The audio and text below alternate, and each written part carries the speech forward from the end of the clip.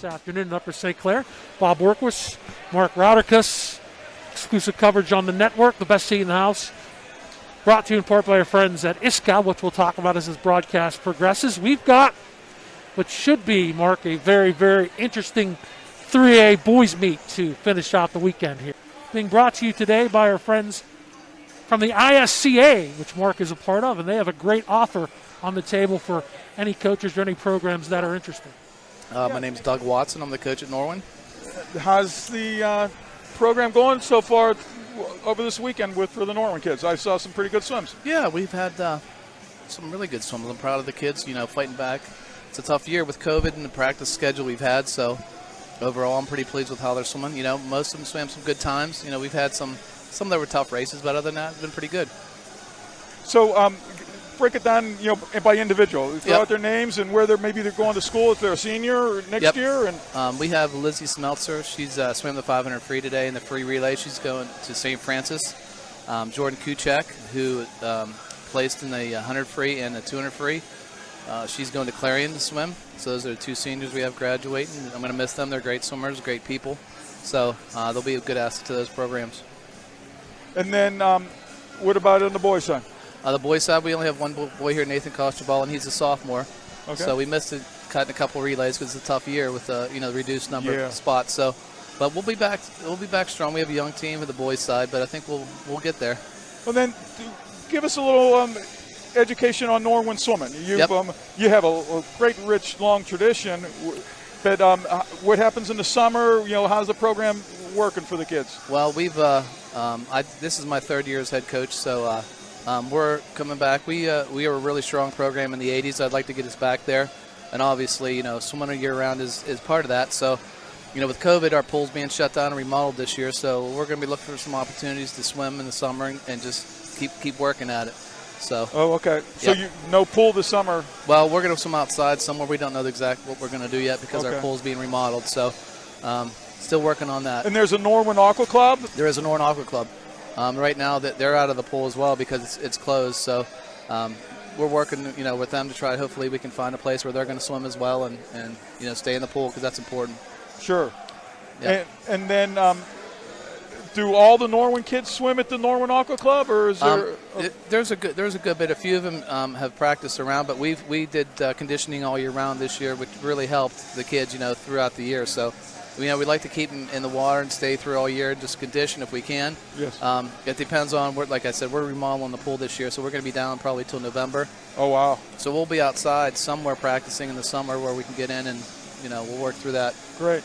So. Yeah, a few of the outdoor teams, even as north as Delaware, kept those outdoor pools going all year this year because it was whatever it takes. Right. But I hope that pool comes back to you and good order. Was it a repair or is it an upgrade? Well, a little bit of both. Right now we had our boiler break, so in the process, so they're going to be remodeling the pool from April through November to put $1.5 million into it to upgrade. It's in need, so it's about at its useful life. So we got to do some upgrades to get it to this point. You see this facility; it's just beautiful. It's nice. Yeah, it doesn't get much nicer. And yours was a 6-lane, 25-yard pool? Yeah, six-lane, 25-yard pool built in the 60s. So. Right. It's showing its age, but and then what else do you do besides coach swimming? I work. I'm in sales. In sales. So you have a corporate business yes. job afterwards. Yep. Okay. Yep. So I swam for Norwin in the 80s. So. Oh, did you? Yeah. Great. So and then I swam for Edinburgh. So it goes a long way back. Yeah. So you've been connected with it. Yeah. In one way or another for about 30 years or so. Great. Yeah. Well, thanks for all you do for the swimmers, and I keep up the good work. Hopefully you get some. Better wind at your sails. Let's hope so. Hope so. Say hello to all the Norwin parents out there. Thanks for all your support, and we'll keep it going. Okay, thanks. All right, thanks. Well, a good interview. Great job, Mark, tracking those down for us. Good stuff to talk about swimming. Another Clarion. One of his girls going to Clarion. Clarion's obviously doing a great job of recruiting here in the WPIAL. Right. And Clarion had a heyday, too. They were, I think, number 2 in the nation in Division II. Back in the day, the coach was telling me. So, the different neighborhoods, different communities. You need some luck. You need the talent to come through, but you also just need the the stability of the program and the motivation among the kids and the teamwork and the social push that can come to really get the kids devoted and dedicated.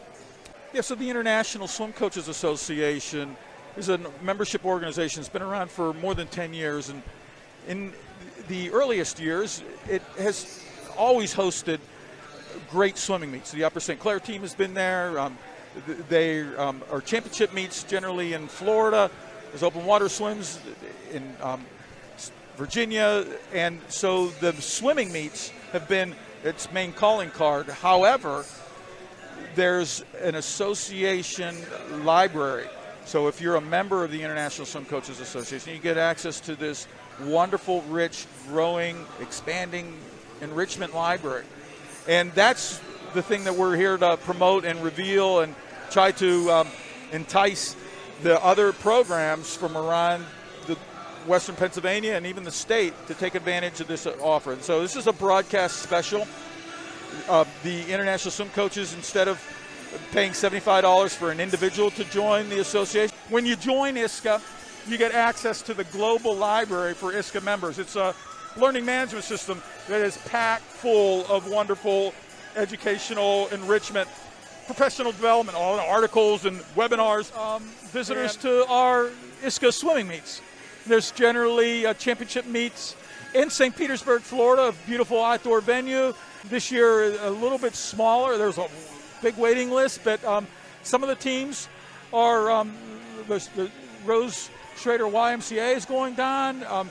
So there's age group meets, there's senior meets, and open water swimming.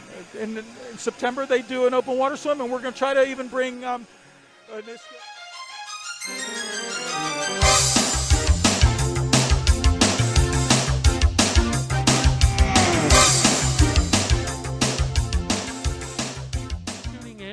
Appreciate our sponsors. Our sponsor today, the International Swim Coaches Association, to help bring this to you, the best seat in the house.